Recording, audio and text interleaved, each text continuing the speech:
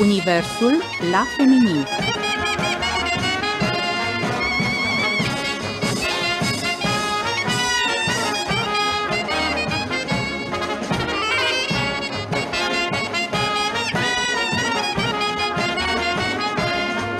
Universul la Feminin.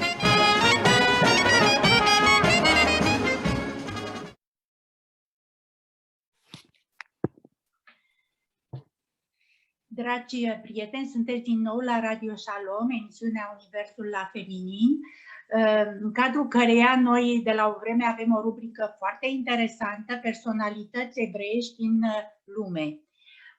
Și iată că astăzi avem plăcerea să vorbim cu domnul dr. David Silverstein, care este născut și a studiat și a stat până la 30 de ani în Statele Unite și acum de mulți ani este în Kenya, la Nairobi, unde este liderul spiritual al comunității evreiești de acolo. O să fie din nou un interviu în stilul pe care cred că deja l-ați îmbrățișat și l-agreați, adică voi pune întrebările în limba engleză, domnia sa va răspunde în engleză și după aceea vom traduce sensul a ceea ce se spune. Dear Dr. Silverstein, thank you very much for accepting this interview at Radio Shalom Romania. We are very proud to have you here as guest. So, I would like to enter directly into our discussion, not to take too much from your time, because we know how busy you are in this pandemic period with what is happening around us. Summarizing your career, you are an internist, a cardiologist trained in the United States, where you was born and you stay until the age 30 when you come in Kenya. And here in Kenya, there in Kenya, because we are here in Bucharest, you set the first cardiac catheterization laboratory. So I would like to start our discussion with asking, could you please share with us about the family, something about the first lessons you learned back in the States when you was a child, about Judaism, and what you want to tell us about this first part of your life, and then we'll discuss about how was your arrival in Kenya. I'm in your hands, you can speak freely. I don't want to interrupt. Thank you very much. Well, I was born in Chicago, Illinois. My parents were both immigrants from Europe. My mother was from Lithuania and my father was from Poland. One came at 8 years of age, one came at around 12 years of age, and both came to stay alive under difficult times. And they both had a strong, my father, I'll call him first, he was my role. He came in and he had to learn the language. Which was a challenge, but he picked it up very quickly because he was still young. He managed to then, after finishing with the equivalent of high school, he went into study at a yeshiva in Chicago, and he became at the Chicago yeshiva, which is now well known. He was the first group of graduating. There were 3 rabbis that people that graduated. Then he decided that that's not what he wanted to be after he got his smicha, and he went through a period where he was less religious than he had been raised at an Orthodox yeshiva. And then he eventually met my mother, and before that he went to university, and then he became a doctor.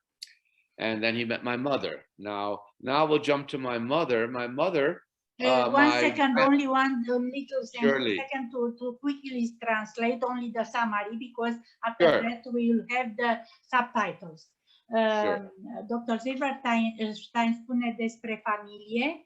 Părinții au venit foarte devreme în Statele Unite, la 8 și 12 ani, din Lituania, respectiv din Polonia. Tatăl l-a învățat foarte repede, a studiat la o școală de rabini, a fost la yeshiva și la un moment dat, sigur, a trăit într-o comunitate ortodoxă și apoi a cunoscut-o pe mama lui. Now about the mother.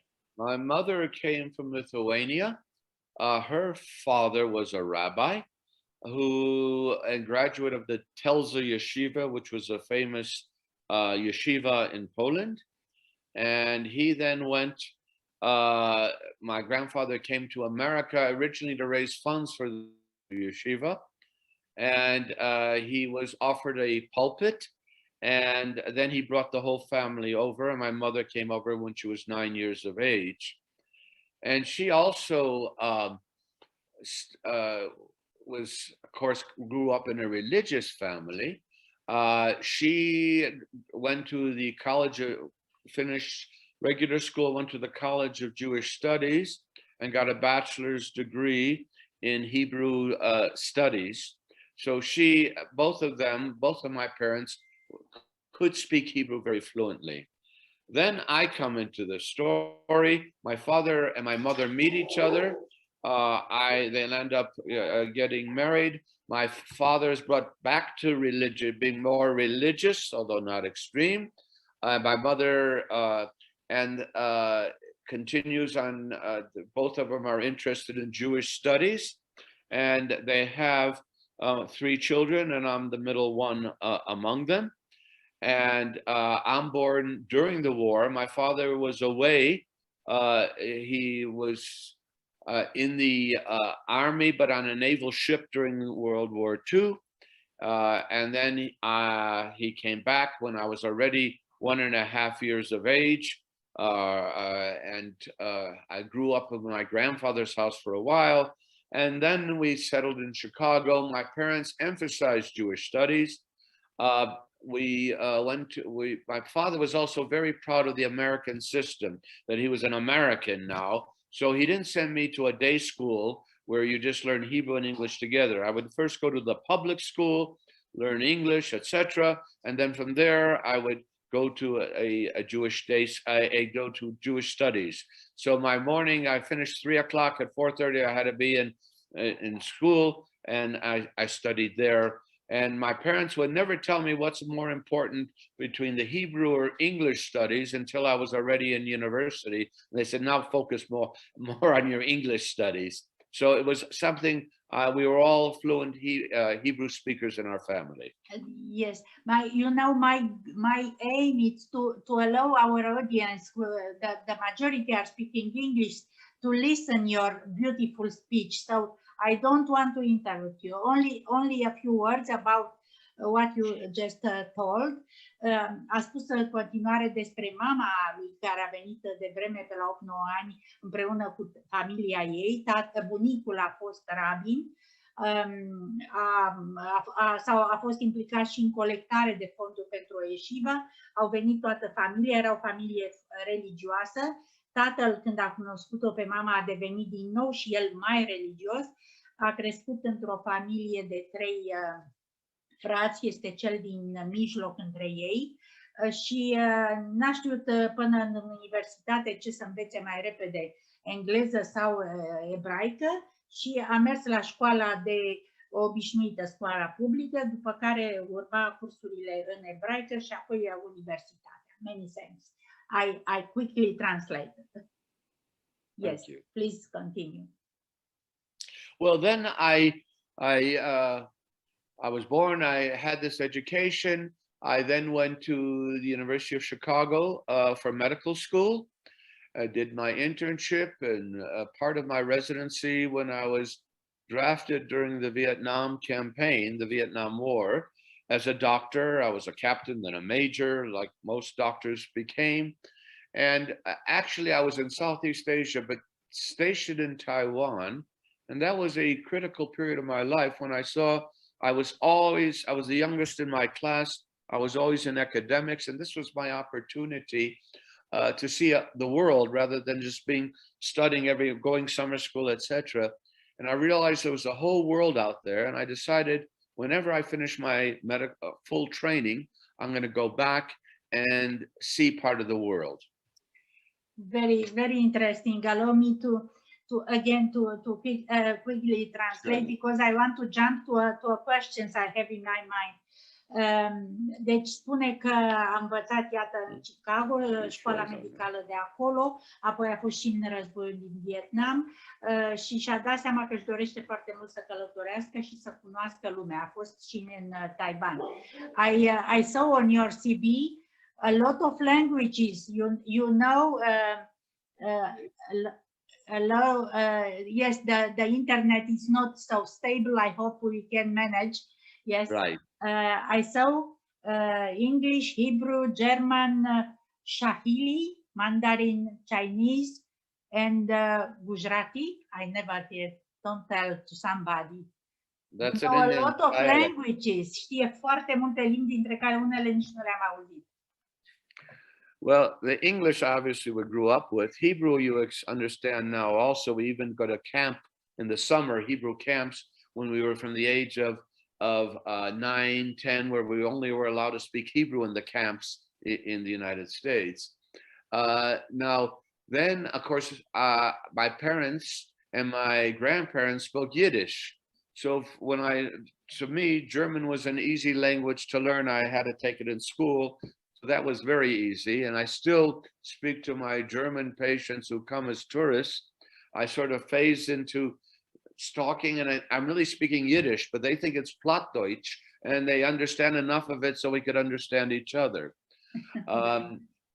Then after that, of course, when I was in the Air Force, I was stationed in Taiwan, where the language is Mandarin Chinese. So I got picked up credits in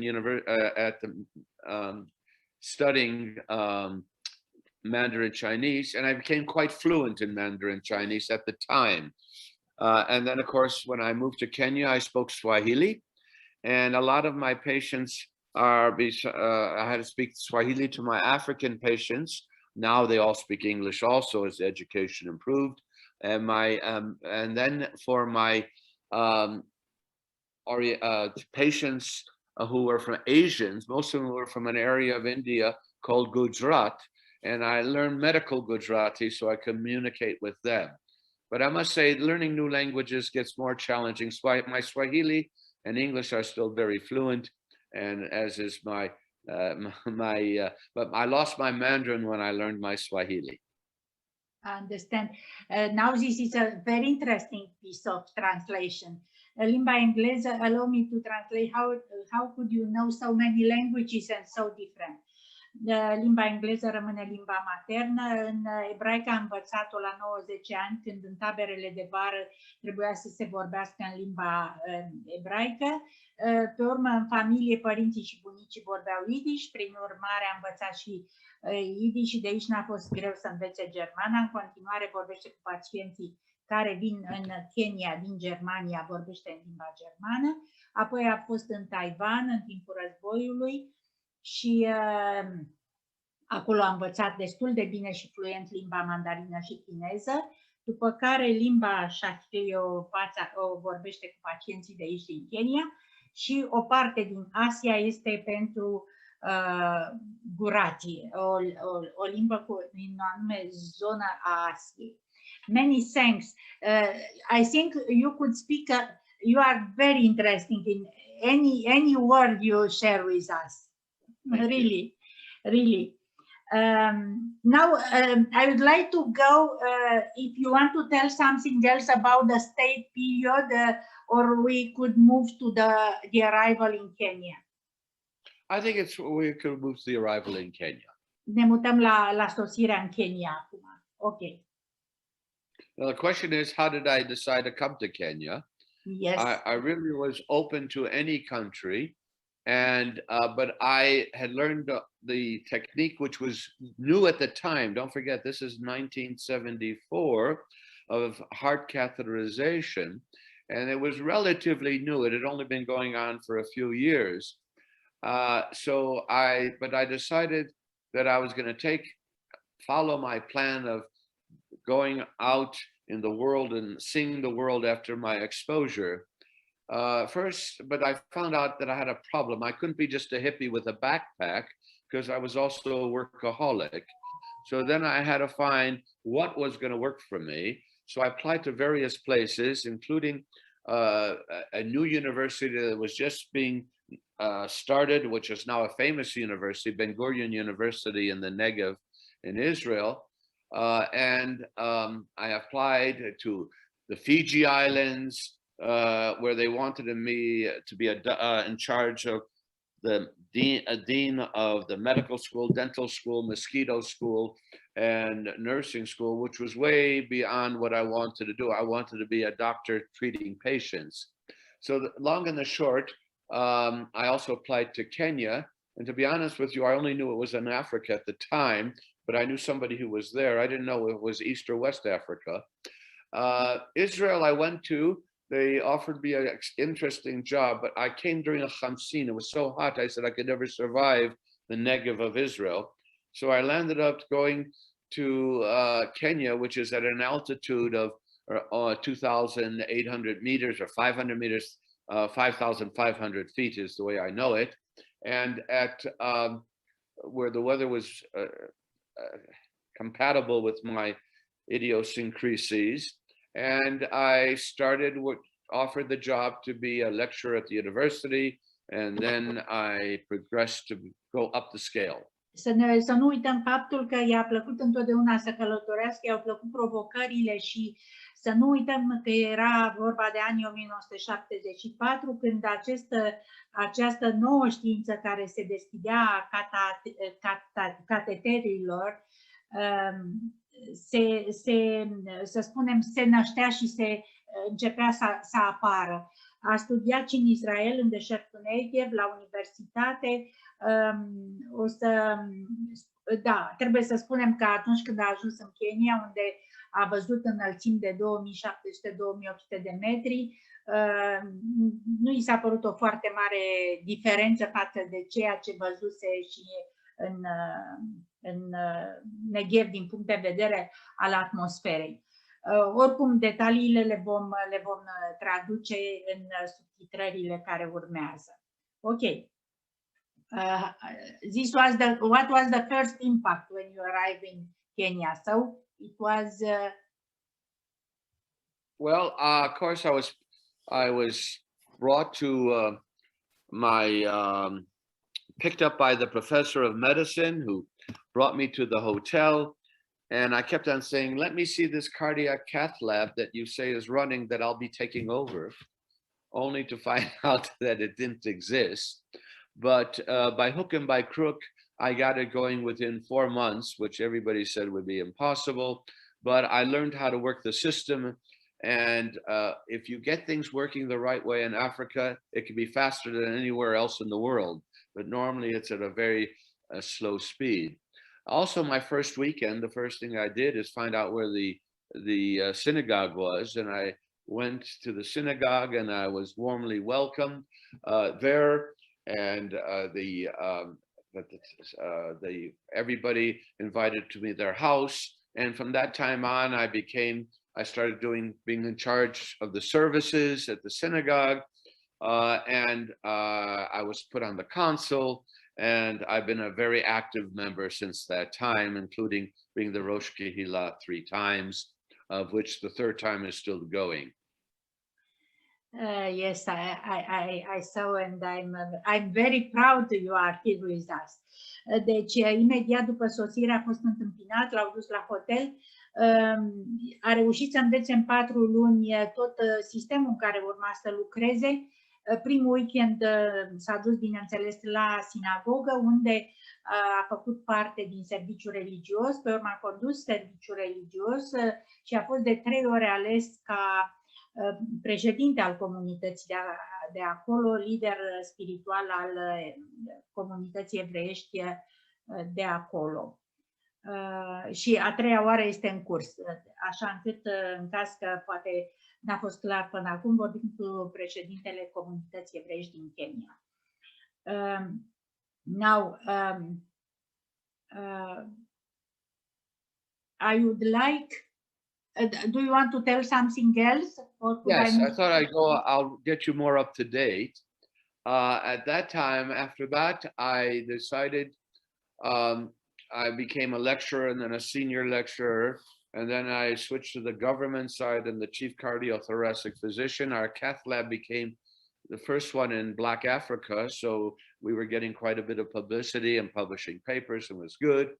And then after being there for a period of 6 years, I realized that as a white person at the time, non-citizen, I reached the pinnacle I was going to go, but I wasn't quite ready to leave, because at that time I was getting interested in flying. I got my pilot's license, and also about that, so I went into private practice. No, just before that, I was also asked to be the personal physician to the president of Kenya. That was already in 1983. So I moved to the private sector actually in 1981, and I started working in the private sector, which everybody knew me already because we had the only cardiac cath lab, so I was already doing cases. And then since then, I've been in the private practice in Kenya, and I became the president's personal physician in 1983 until he retired in 2001. So with him, it was not a full-time job. It was just I would travel with him whenever he went overseas. So it became a very new, increasing, exciting dimension in my life of traveling the world in the Kenyan delegation.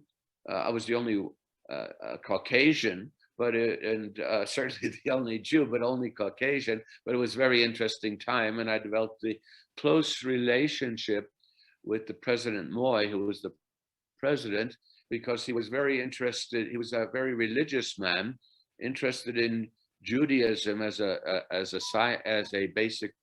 Christian, a fundamentalist Christian, and so we shared a lot discussing about religion, and also he got very interested in Israel, and there were many opportunities that we had. I brought him to Israel for medical reasons, and he went to Israel on his own for political reasons, international politics. So we've developed a very close relationship over the years. Pentru cine înțelege, eu am lăsat special să curgă interviul ca să nu întrerup tot timpul. Este vorba de o viață extrem de interesantă. În 1981, bine, a fost deschisătorul acestei noi școli, singurul care nu era de culoare și era și deschisător, deci clientela a venit, n-a întârziat să fie o persoană extrem de importantă în întreaga zonă. Și a fost numit și medicul personal al președintelui Keniei. În 1981 a călătorit foarte mult în delegații oficiale, a fost în Israel cu președintele și pe motive de sănătate, dar și în vizită, înțeleg că a fost politică, iar dezbaterile pe care le aveau erau pe teme religioase, președintele fiind o persoană creștină, iar dezbaterile religioase erau animate și interesante. Sigur că o să traducem și detaliile, pentru că într-adevăr este foarte interesant. Da, very, very interesting life. I think you are not bored because you cannot be bored. No. Nu poate fi plictisit. Yes, I can understand. I told that I keep the interview rather free because I want to for my audience, and if you want the success of this talk, it's the freedom and the openness. So it's normal to keep. I would like now to move a little bit to the Jewish community there, because you are the spiritual leader of this community. How many families? What about the Jewish community and the continuation of the Judaism there? Yeah, the Jewish community in Kenya, Nairobi, goes back to, interestingly, to around, the first Jew came in 1899, and actually his name was Marcus, and he was a Romanian Jew, came from India, interestingly enough, in terms of your listeners. And he started doing business there, importing, exporting, selling things that were needed. This is something I have to quickly tell to our right. Ok. Se pare că acolo comunitatea evreiască a început cu un român care a plecat în India, de acolo s-a mutat în Kenya, îl chema Marcus, și asta se întâmpla pe la 1899. Da. Then you had two Austrian Jews, one of them whose name was Marcus also, I think might have been spelled differently, who were good friends. They had been in England for a while and they decided to come to Kenya. That was a little after the turn of the century, 1901, I believe. The other one was 1899. And they became very successful. But they settled in Mombasa. They went back, and one of them married the sister of the other one. So it brought her there. And he was quite a character. They would go out to hunting elephants in the Congo. So brought for sale brought to Mombasa for sale onwards to Europe for the ivory. So you had all sorts of characters of various backgrounds. In 1903, the World Zionist Congress had a meeting where it was brought up by Theodor Herzl, what was called the Uganda Plan. It was suggested by the... One second. În 1901 au venit încă doi austrieci evrei, unul dintre ei se numea chiar Marcus, cu totul întâmplător, ca și cel pe care vi l-am spus înainte. Au început și ei să fie foarte prosperi. Unul s-a căsătorit cu sora, cu două surori, deci unul a luat o soră și celălalt o soră.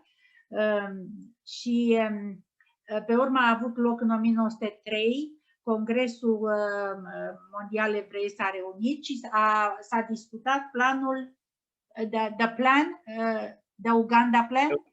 It was called the Uganda Plan. Da, planul Uganda. Da. Right. At that time, it was British East Africa, and the area of northern Kenya was actually considered to be part of Uganda also, because there was no necessity for borders.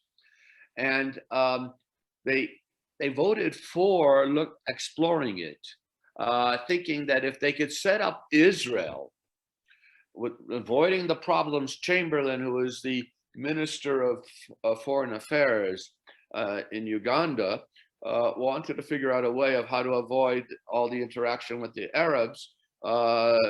And this was a plan that they would settle them in northern Kenya. And with that, they send out several people from Europe to investigate it. Now, the whites in Kenya who were controlling it was a British colony, weren't that happy, even though they had some successful Jews among them.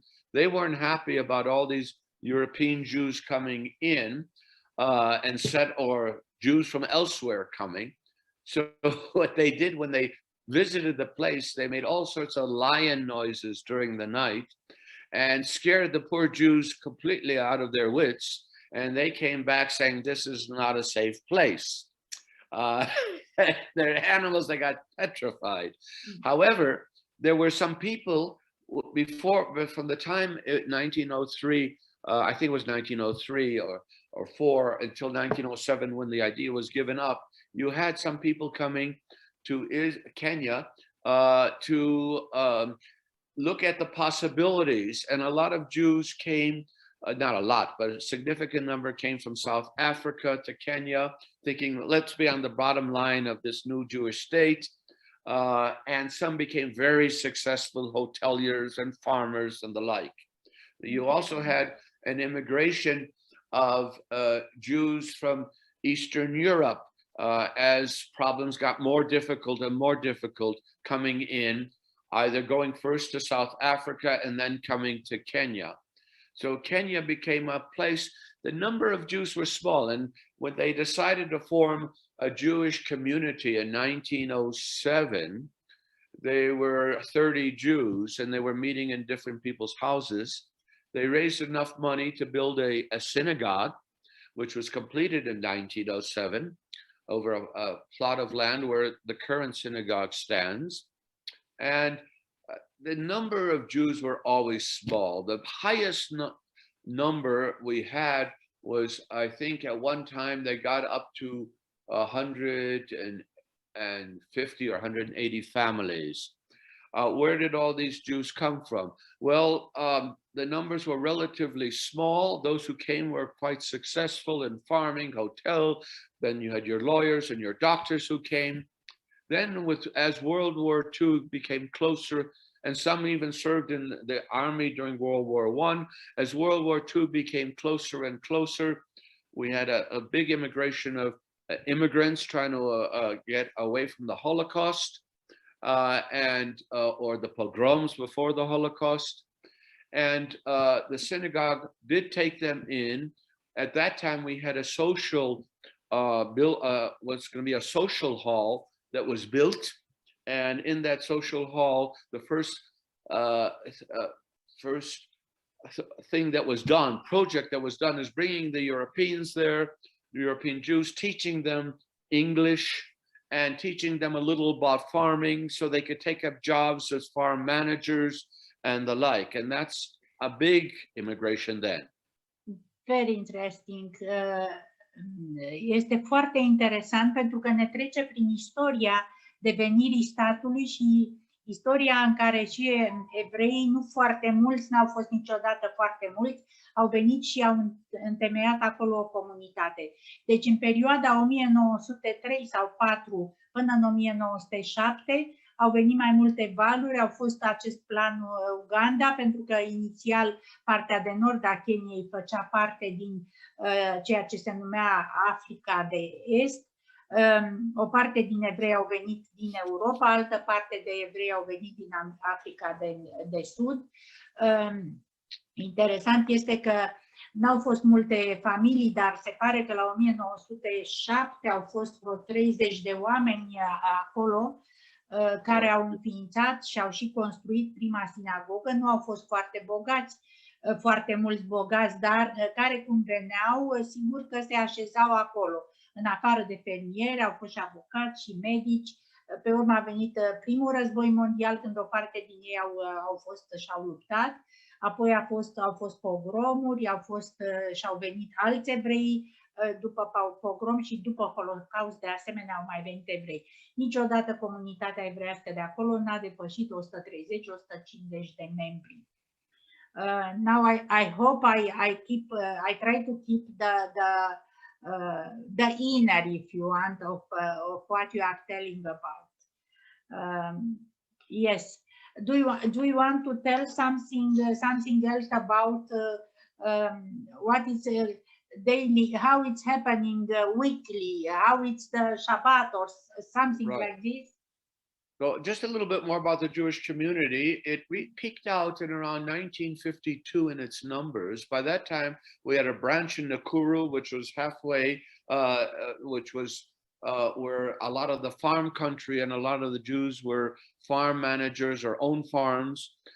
We had one in Mombasa, another synagogue there, each one having its own Jewish cemetery, which we keep up. And then our numbers started going down. In around 1952, we rebuilt our synagogue using the same plaque, the cornerstone as we had for the initial synagogue. And we built our second synagogue in the same place. And our numbers now, from that time on, just to say that our numbers wax and wane according after independence, a lot of people got frightened at the idea of being in an African country led by Africans. So you had an emigration to Israel, back to Europe, to all over the world, and then some stayed on. But then the new immigrants that came in were Israelis looking for business opportunity. So now our community is probably around 85% 85% Israeli, maybe 10% of the original Jews. There's almost nobody left among their children, a handful of their children and grandchildren, less than 5%. And the others are people who started like me as expatriate Jews. Now I'm a citizen of Kenya, but and stayed on, or Jews who come and go, and they disappear every 3 years. So you're always in a change. When the economy improves, the number of Jews increases. When the economy goes down, we have a big emigration, but our numbers are quite small. The real miracle is how do we stay and survive for now 112, almost 110 years or longer under these adverse circumstances. And really, it was due to the attempts of individuals to try to keep Judaism going, even though the congregants were changing in backgrounds. We all have tried to keep it going. Now, in terms of what we have our, maybe I'll stop here in case you want to finish that to your listeners before I move to what we do now in our services. Dar înainte să spună cum se întâmplă în mod cotidian, să spunem, serviciul religios, ne spune că a fost o fluctuație destul de mare. Când economia crește, evreii sigur au venit să caute oportunități de afacere. Când scade, iarăși ei pleacă. După războiul pe care l-au avut acolo, mulți au plecat înapoi în Europa, alții în Israel înapoi. În acest moment, cam 85% sunt, și în general a fost asta, cei care vin din Israel, restul fiind fie patrioți care acolo au rămas pentru că le-au fost rădăcinile, fie care sunt în trecere, vin și pleacă. Deci nu sunt stabili de acolo. Yes. Okay. I think what we do on our services, we have a Shabbat service. We struggle in the last 5 years or 10 years getting a minyan every Shabbat. We and of course it's been impossible during COVID, but we somehow keep going. A lot of people are more interested in the social things that we have. We try to keep social things. We haven't had a rabbi for quite some time, but a new rabbi has just been hired and came last week. So we're hoping that he will get more and more people interested. In the synagogue, there's a mikvah available there. We have a library, and we have a gorgeous, and actually the Hadassah magazine voted it as the most beautiful gardens of any, most beautiful synagogue with the most beautiful gardens in the diaspora. So we've been quite active of trying to keep up our standards with some dedicated people. I would be amiss if I didn't mention Charles Schlappak, who was born in Poland, came when he was a young boy, and he was the Rosh Kehillah for 10 years before I took over from him. And he really played a major, he was our treasurer forever.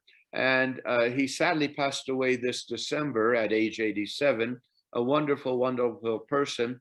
And so much of the history of Kenyan Jews has his name in it, if you read anything about Kenya. Foarte frumos. It's wonderful. I don't know what to translate firstly. It's so beautiful. Deci, deși este greu, Shabbatul are loc. Încearcă să păstreze viața evreiască, chiar dacă în unele aspecte este dificil. Oamenii vin la activitățile pe care le organizează. Există, n-am tradus în să spunem, în pachet de traducere dinainte, faptul că au construit pe locul în care s-a construit prima sinagogă în 1907, au construit o a doua sinagogă foarte frumoasă. Se pare acolo sunt niște grădini deosebit de frumoase, se pare că este cea mai frumoasă din diaspora, așa ne spune domnul doctor. Au o bibliotecă foarte bună, au o mikvah, baie tradițională și lucrurile se întâmplă să continue prin voința unor persoane individual, fiecare se luptă să facă acest lucru. Înaintea domniei sale a fost președinte al Comunității, un domn foarte dedicat, care a murit la vârsta de 87 de ani în decembrie 2020 și care venea de fel din Polonia. Yes, I'm wondering if you, with all your languages, can you understand a little bit about my translation? I am embarrassed. I only know what you're saying because it's what I just said, and I can figure out little bits. Ok. Am spus că un om care vorbește atât de multe limbi precis înțelege și ce traduc eu. Ok, I took a lot of your time and I'm really, I would like, sorry, but I have to ask you about your visit in Romania because. Yes. Please. Actually, I was just going to tell you. Right. Da. Sorry, I'm going to tell you about that. I just want to mention that I have a wife and 4 children who all born in Kenya. And you asked me in your minutes there that you told me, what do I do for getting away to unload? And in 1989, I bought a farm in the Rift Valley. And we have a beautiful farm where view of the lake, a lake called Lake Nyavasha. And in my morning jog, I see giraffes and zebras and hippos in the distance. I hear them. So this is the way I really unwind. This is my favorite place to come to. Yes. I allow me to translate a little bit. Ne spune că are o soție și 4 copii. Sigur, eu am ezitat să întreb despre aceste aspecte. În 1989 a cumpărat un loc minunat, este și fermier undeva lângă un lac foarte frumos și dimineața se poate saluta cu animalele sălbatice din zona. Și este modul în care se relaxează făcând acolo jogging și treburile curente. Ok. Now, my trip to Romania was a very interesting trip. This was during Ceausescu time, and I won't offend anybody, I hope, by saying Romania was a very interesting country in that from a socio-economic point of view, it was way, way behind. Yet Ceausescu played this quasi-neutral East-West that it was a place that people would come to visit. So I was there probably in the 87, around there, 1987. And I came with President Moi and his delegation. And at that time, we landed and there were people waiting for us with flags of the Kenyan flag and the Romanian flag as Moi and Ceausescu got into the cars, and I was in the motorcade following them. And we went to one of the lodges that they put up foreign dignitaries. That's where we sat with President Moi, and we had a cup of tea. And we noted what the Kenyans were most impressed by. They said Mzee, which means old man, in a nice way, in a honorable way, to talk to President Moi. They said, and President Moi actually mentioned it. Did you notice that we didn't see any pregnant women and we didn't see any babies when we went there? And Kenya at the time was in the papers for having the highest birth rate in the world at 4.5%. And one of the members said, Mzee, these people don't reproduce very much. They have the lowest birth rate in the world. So one of the people in the delegation, who was he was the permanent secretary of foreign affairs, made a comment that is going to be in the book that I'm working on, and said, we finally found a technology we can export because we were the highest and you people were the lowest. When we went out, then we got settled. I came to my hotel, which was a government hotel, and it was, I decided with one of the members of the group that we'll go out for a cup of coffee, only to find out in that particular time, I know it's not that way anymore, that at 2 o'clock in the afternoon, 3 o'clock in the afternoon, there was nowhere we could get a cup of coffee. We went to the big hotels, the gorgeous hotels from the outside, beautiful structures. No one could give coffee. So we had to go somewhere in the bush, far away in a government park where the coffee was undrinkable. But that's beside the point. Then when we came back, I found an invitation to come to the state banquet. So I quickly said, oh my God, they said it's going to start in a half hour. The motorcade would be waiting for us in a half hour. So I jumped into the shower, turned on the shower. I'm in this government hostel, and the shower head came, hit me in the head. It was a plastic and fell apart in pieces. And then when I went out to see the lady who was in a white coat, who was watching on each floor, and I explained to her, and I was wrapped in a towel so she could figure it out. Her reaction was, oh. She reaches and comes with another shower head made of plastic, put some glue and put it up there like it happens every time. At any rate, we came down to our motorcade, and we waited for hours before they actually moved. And it was it's a gorge. I can't remember the name. I have it in my book because I looked it up. It's a gorgeous palace there, beautifully done. And of course, all the pomp and everything that has to do with diplomacy was followed to the T, and we all sat and listened to the two people speak, had a very interesting meal, and then went back. The next day, they took us around to, I'll stop there if you want to expand, or I could go on. I very much appreciate, and I'm sure all the people understanding will appreciate, and I try not to interrupt you. And in a few words, I will translate. Deci e vorba de vizita pe care a făcut-o cu președintele Keniei în 1987 în România, când i-a așteptat Ceaușescu. Speră că nu ofensează pe nimeni că povestește aceste lucruri. De altfel, ele vor fi publicate și în cartea la care lucrează. Au fost așteptați, au mers într-un hotel, povestește peripețiile. Și delegația a constatat că pe stradă n-au văzut nicio femeie gravidă, nici copii, nici femei cu copii în brațe și au spus, domnule, aici este natalitatea probabil cea mai mică. Deci la ei în Kenya la momentul respectiv era foarte mare natalitatea și aici au constatat că n-au văzut femei gravide. De asemenea a vrut să bea cafea și a fost foarte greu să găsească un loc unde să poată să ia o cafea la ora 2-3 după amiază. Au fost pe urmă la banchet și pentru că se grăbea foarte tare să meargă la banchet, a vrut să facă repede un duș și a rămas cu dușul în mână și a venit cineva care i-a schimbat o femeie îmbrăcată frumos, de femeia de servici, probabil de la respectivul hotel unde au fost cazați, cu un duș de plastic pe care i l-a dat. Oricum, amintirile sunt extrem de colorate. Thank you very much. I would like not to, I understand you write a book, and I'm very interested when you launch your book.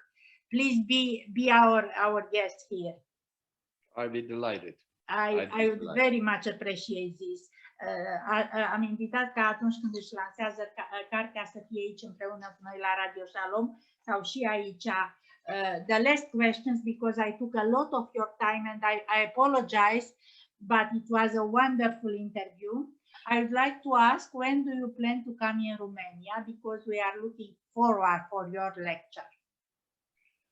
Well, first of all, when it's safe, and when I finish the book, which I will bring a copy for you personally, and I look forward to it. As soon as that could happen, I'm looking forward. Thank you very, very much. Am întrebat când va veni în România, când va fi din nou siguranță cu acest COVID. We didn't talk about COVID because all the people are talking about, so this was, another way of thinking in the pandemic time. Right. So we are looking forward for you to come here in Romania to launch the book, and I thank you very much in advance for a copy. I would be delighted to read. Your life, it's like a history. I couldn't have planned it. Okay, many thanks for your kind, acceptance of this interview, and we are grateful, and we'll send you immediately after. We'll be on in internet. Many thanks, and all the best. Thank you very much. It was enjoyable talking to you. Bye bye. Thank you very much.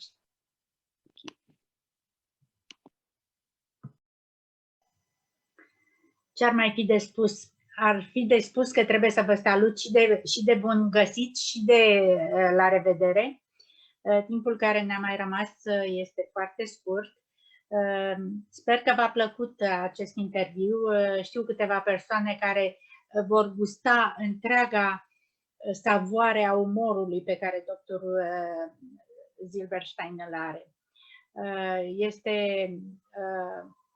Pentru mine a fost o ocazie deosebită și abia aștept să-l avem aici în România pentru o prelegere. Este un om cu o mare, mare carismă.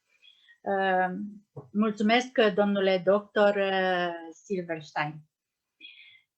Aș vrea să vă spun că ne vom revedea săptămâna viitoare și îmi doresc de ceva timp să avem o emisiune, noi doi, Alex, știu că tu ești acolo în spatele etichetei cu Radio Shalom, și să facem poate o mică retrospectivă. Ne-am tot dorit-o, iată, se apropie mijlocul anului 2021 și poate ar fi momentul să vedem ce am ascultat și de câte lucruri minunate și de câți oameni minunați ne-am bucurat în aceste 6 luni pe care să se încheie. Vă doresc o săptămână minunată, Shavuatov, și pe lunea viitoare.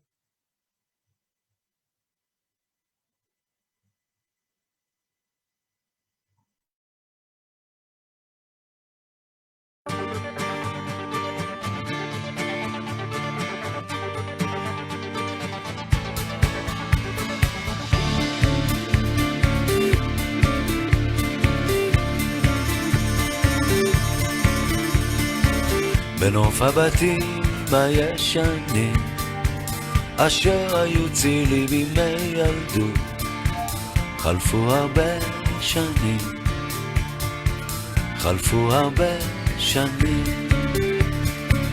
נוף הבתים כבר מתפורר וקירותיו נעלמים חלפו הרבה שנים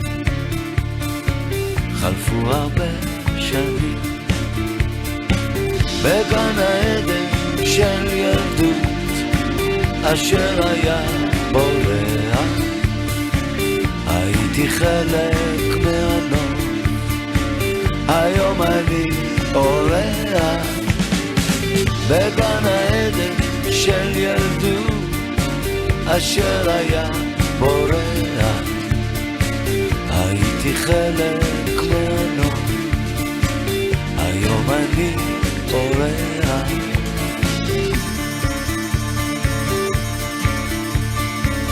בגן העצים המתקלפים אשר היו צילי בימי ילדות כבר נשברו הענפים קפצה זקנה פתאום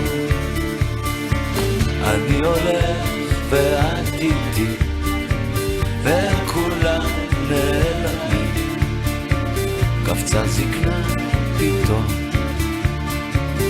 איזה יום היום בגן העדן של ילדות אשר היה בורח הייתי חלק מהנוף היום אני אורח בגן העדן של ילדות אשר היה בורח, הייתי חלק מהנוף, היום אני אורח.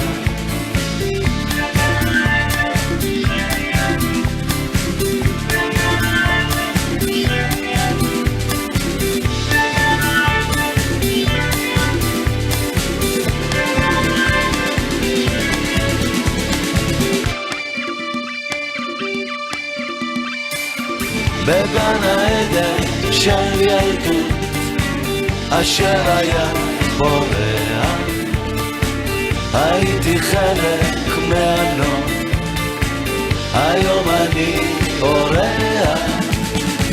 בגן העדן של ילדות אשר היה בורח, הייתי חלק מהנוף, היום אני אורח.